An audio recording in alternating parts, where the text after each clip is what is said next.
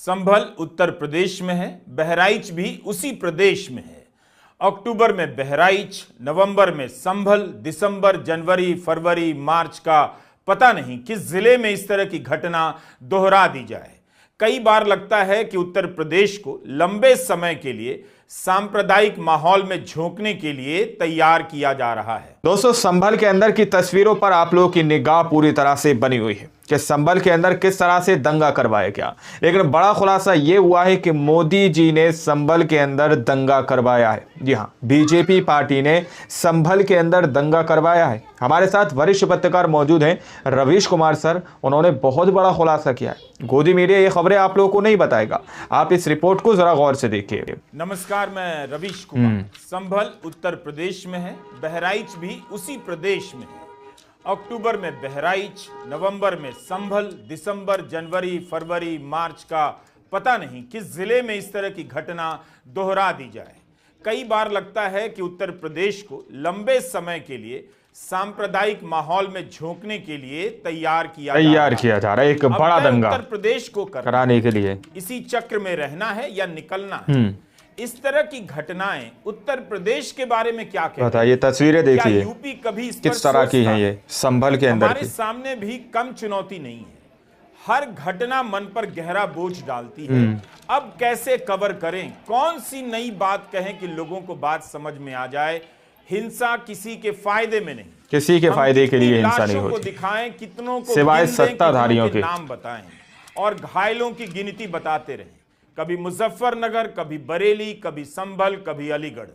इस तरह की घटनाएं और कितनी बार दोहराई जाएंगी समझ नहीं आता है। किसी भी घटना की रिपोर्टिंग या उस पर बनाया गया हमारा ही वीडियो अब अलग नहीं लगता है। लगातार एक वर्ग को अधिकार विहीन किया जा रहा है। सांप्रदायिक नारों और दावों से उनकी ऐसी घेराबंदी कर दी गई है कि किसी तरह तनाव पैदा हो ही जाए, और उसके बाद भी तनाव अगर पैदा नहीं होता है तब फिर कुछ ऐसा कर दिया जाता है कि हो ही जाता है। अखबारों की रिपोर्टिंग की भाषा डरावनी होती जा रही है। वह एक पक्ष को हमलावर लिखने लग जाता है, एक पक्ष का हौसला बढ़ाने लग जाता है। इस तरह की रिपोर्टिंग करते हैं। धर्म की रक्षा के नाम पर राजनीति के इस लंबे प्रोजेक्ट में शामिल हो चुके हैं। वैसे भी जब दिल्ली के बड़े बड़े संपादक, बड़े बड़े चैनलों के मालिक, अखबारों के मालिक झुक गए और मीडिया को गोदी मीडिया बना दिया, तो जिले का पत्रकार कितना सामना कर सकता है? आखिर जब संभल में पहली बार सर्वे शांतिपूर्ण तरीके से हो गया तो दूसरी बार सर्वे कराने के आदेश दिए गए, तब हिंसा क्यों भड़की? क्यों दोबारा सर्वे के आदेश दिए गए? क्या सुप्रीम कोर्ट को नहीं देखना चाहिए कि जिस दिन याचिका दायर हुई उसी दिन आदेश क्यों हुआ? कई लोग इसे लेकर सवाल उठा रहे हैं। मीडिया रिपोर्ट के अनुसार 19 नवंबर 2024 को स्थानीय कोर्ट में एक याचिका दायर होती है। लिखा जाता है कि 1526 में मंदिर ढहाकर यहां मस्जिद खड़ी की गई। 8 लोगों ने याचिका दायर की और इसमें ज्ञानवापी मामले में वकील हरिशंकर जैन भी शामिल थे। दावा किया गया कि कल्कि भगवान के सदियों पुराने श्री हरिहर मंदिर का जबरन इस्तेमाल किया जा रहा है। बताइए, और यह ऐतिहासिक तथ्य है। इस तरह की बातें कही गई हैं कि कलयुग में कल्कि भगवान यही अवतरित होने वाले। यही याचिका में यह भी मांग की गई कि याचिकाकर्ताओं को मस्जिद के अंदर प्रवेश करने की अनुमति मिले। चंदौसी की जामा मस्जिद एएसआई की संरक्षित इमारतों की सूची में है। याचिकाकर्ताओं ने एएसआई पर भी आरोप लगाया कि उसके पास इमारत का नियंत्रण नहीं। इस याचिका के दर्ज होने के कुछ ही घंटों के भीतर चंदौसी में सीनियर डिवीजन के सिविल जज आदित्य सिंह ने आदेश जारी कर दिया, एक एडवोकेट जनरल की नियुक्ति कर दी और उन्हें मस्जिद में शुरुआती सर्वे करने के लिए कह दिया गया। संभल का जो मामला आपने बताया, पूरा प्रकरण उठा के देखिए कैसे हुआ।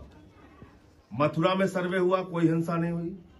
काशी में सर्वे हुआ, कोई हिंसा नहीं हुई। सही बात। सरकार प्रायोजित हिंसा है, ये साजिश के तहत कराई गई हिंसा है। साजिश के तहत सरकार यानी मोदी निर्णय आ जाता है बगैर दूसरे पक्ष को सुने, और एक ही घंटे में सर्वे शुरू हो जाता है। ऐसा किसी आम आदमी के विषय में न्यायालय की कार्रवाई और प्रशासन की कार्रवाई आपने देखी है? तो ये सरकार प्रायोजित हिंसा है। याचिका जिस दिन दायर हुई उसी दिन आदेश आता है, उसी दिन सर्वे शुरू हो जाता है। सर्वे शांतिपूर्ण तरीके से हो भी गया था। हिंसा तब भड़की जब 24 नवंबर को दोबारा सर्वे शुरू हुआ। वीडियो है कि सर्वे की टीम के पीछे पीछे धार्मिक नारे लगाते हुए लोग चल रहे हैं। बताइए, धार्मिक नारे लगाते हुए लोग चल रहे हैं, धार्मिक नारे। हौसले को देखकर लग रहा है इनका इरादा क्या था। ये कौन लोग थे? क्या ये भी सर्वे की टीम का हिस्सा थे? क्या इनकी कभी जिम्मेदारी या भूमिका तय हो पाएगी? क्या ये लोग भड़काने के आरोपी नहीं हो सकते हैं?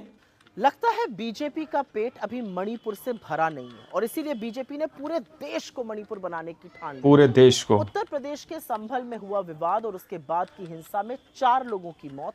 योगी आदित्यनाथ की सरकार, उनके प्रशासन, उनकी पुलिस की ही कामयाबी नहीं है, बल्कि मुसलमानों के खिलाफ उनकी नफरत का सीधा सीधा नतीजा है। जिस तरीके से खाकी वर्दी पहनने वाले चिल्ला चिल्ला कर कह रहे हैं गोली चला बे, बताइए, जिस तरीके से सर्वे करने वालों के साथ नारेबाजी करती हुए एक भीड़ चल रही है, ये सारी बातें इस ओर इशारा करती हैं कि षड्यंत्र के तहत पूरा मामला रचा गया है। एक पैटर्न है और ये एक सेट पैटर्न है, जहां सुर्खियां बटोरने के लिए, टीवी पर आने के लिए कुछ लोग लोअर कोर्ट में अपील डालेंगे, फिर ऑर्डर आ जाएगा, मस्जिदें खोदी जाएंगी, बवाल होगा और बीजेपी अपनी राजनीतिक रोटियां सेकेगी। लेकिन जिन लोगों की जान जाएगी उसका जिम्मेदार कौन है? याचिका दायर होने के तुरंत बाद सर्वे का आदेश जारी होता है। संभल में तनाव का माहौल बन जाता है। इसे लेकर कई लोग सवाल उठा रहे हैं। यह देखने का काम हाईकोर्ट और सुप्रीम कोर्ट का है। मीडिया में सर्वे का आदेश देने वाले जज की टिप्पणी छपी है कि यदि प्रश्नाधीन स्थल के बारे में अदालत के समक्ष रिपोर्ट प्रस्तुत की जाती है तो अदालत को मुकदमे का फैसला सुनाने में मदद मिलेगी। इसलिए न्याय के हित में आवेदन 8C को इस शर्त के साथ स्वीकार किया जाता है कि सर्वेक्षण के समय नियुक्त अधिवक्ता आयुक्त को पूरी कार्रवाई की मौके पर फोटोग्राफी और वीडियोग्राफी करानी चाहिए। सर्वे को लेकर निचली अदालतों की भूमिका और आदेशों की इन दिनों बहुत चर्चा हो रही है। संभल में नईम अहमद, नुमान, कैफ, बिलाल अंसारी की हत्या हो गई। बहराइच में राम गोपाल मिश्रा की हत्या हो गई। संभल के हिंसा में 5 नौजवान मारे गए।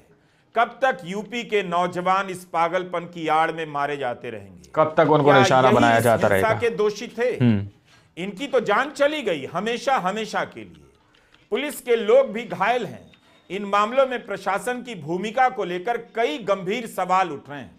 लेकिन कब आपने सुना कि प्रशासन की जिम्मेदारी तय हो गई? बहराइच में या संभल में या कहीं और? कभी नहीं तय होती है। जिस तरह की रिपोर्ट पढ़ने को मिलती है उससे किसी को भी चिंता होनी चाहिए। अगर प्रशासन भी धार्मिक सांप्रदायिक संगठनों के साथ मिल जाए, एक तरफा कार्रवाई करने लग जाए, उनकी भाषा बोलने लग जाए, तब कुछ भी नहीं बचेगा। बिल्कुल सही बात। क्या होगा जब कोर्ट का आदेश, कोर्ट से जारी सर्वे का आदेश प्रशासन और धार्मिक संगठनों के हाथ लग जाएं और हथियार बन जाएं? नेता प्रतिपक्ष राहुल गांधी और अखिलेश यादव के बयानों में प्रशासन की भूमिका पर यूं ही हताशा नहीं झलक रही। राहुल गांधी ने लिखा है, संभल उत्तर प्रदेश में हालिया विवाद पर राज्य सरकार का पक्षपात और जल्दबाजी भरा रवैया बेहद दुर्भाग्यपूर्ण है। हिंसा और फायरिंग में जिन्होंने अपनों को खोया है उनके प्रति मेरी गहरी संवेदनाएं हैं। प्रशासन द्वारा बिना सभी पक्षों को सुने और असंवेदनशीलता से की गई कार्रवाई ने माहौल और बिगाड़ दिया और कई लोगों की मृत्यु का कारण बना, जिसकी सीधी जिम्मेदार भाजपा सरकार है। भाजपा का सत्ता का उपयोग हिंदू मुसलमान समाजों के बीच दरार और भेदभाव पैदा करने के लिए करना न प्रदेश के हित में है न देश के हित में। मैं सुप्रीम कोर्ट से इस मामले में जल्द से जल्द हस्तक्षेप कर न्याय करने का अनुरोध करता हूं। अखिलेश यादव लिखते हैं कि सर्वे के नाम पर तनाव फैलाने की साजिश का सर्वोच्च न्यायालय तुरंत संज्ञान ले और जो अपने साथ सामाजिक सद्भाव बिगाड़ने के उद्देश्य से नारेबाजों को ले गए उनके खिलाफ शांति और सौहार्द बिगाड़ने का मुकदमा दर्ज हो और उनके खिलाफ बार एसोसिएशन भी अनुशासनात्मक और दंडात्मक कार्रवाई करे। उत्तर प्रदेश शासन प्रशासन से ना कोई उम्मीद थी ना है। बताइए, सुनिए अखिलेश यादव ने क्या खुलासा किया यहाँ पर। हमारे सांसद जियाउर रहमान जब संभल में ही नहीं थे और उसके बावजूद भी उन पर एफआईआर दर्ज करना, ऐसा उदाहरण कभी किसी को मिला होगा देखने को, सुनने को? बताइए, जो इंसान मौजूद एक नहीं पुलिस है ऑफिसर उसके ऊपर ये एफआईआर। कह रहा हो कि नेता बनना छोड़ दो, नेताओं का सहारा लेना छोड़ दो, किसके लिए भाषा थी वो? और मैं ये कहना चाहता हूँ, हालांकि सब जानकारी आपके पास है, दुखद है कि नईम जैसे नौजवान की जान चली गई, बिलाल की जान गई है, रोमान की जान गई है, कैफ, अयान, और इसमें से कुछ कम उम्र के भी हैं। मुझे याद है जब मैं लखनऊ में प्रेस कर रहा था, उस समय जो जानकारी थी और जो जानकारी छिपाई जा रही थी, जब वहां पर लोकल स्तर से जानकारी हासिल हुई, तब मैंने कहा कि नईम की जान गई है और पुलिस की गोली से गई है। पुलिस की गोली से गई है नईम की जान। सब वीडियोस हैं, आप लोगों पे जगह जगह से वीडियोस मिले हैं, कवरेज है पूरा का पूरा कराया गया ये दंगा है। और किसने कराया? सरकार ने कराया। सरकार ने, सरकार मोदी जी ने, मोदी बेईमानी सरकार कर रही ने, है। सरकार अखिलेश जिसने यादव वोट कह रहे हैं। लूटा, सरकार ने जिसने मशीन पर ईवीएम की बटन बार बार पुलिस से दबाई, प्राइवेट ड्रेस में पुलिस लगाई, उस चुनाव में इनकी धांधली, इनकी चोरी न पकड़ी है, इसलिए जानबूझ करके संभल में घटना कराई है। जानबूझकर इसलिए दंगा करवाई गई है।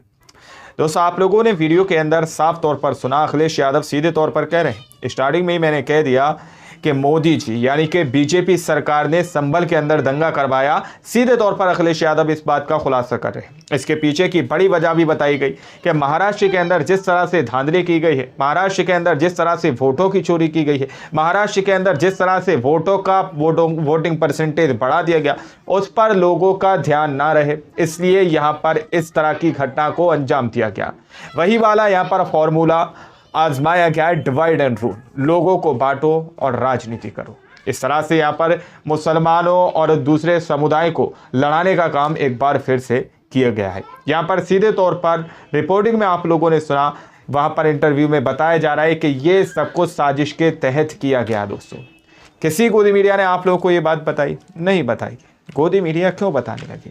खैर, आप लोगों ने इस रिपोर्ट को शुरू से आखिर तक देखा, सुना, आप लोग क्या सोचते हैं, क्या समझते हैं? अपनी राय को बड़ी सेक्शन में जरूर दीजिएगा। मिलता है अगली वीडियो में, जब तक के लिए जय हिंद, जय भारत।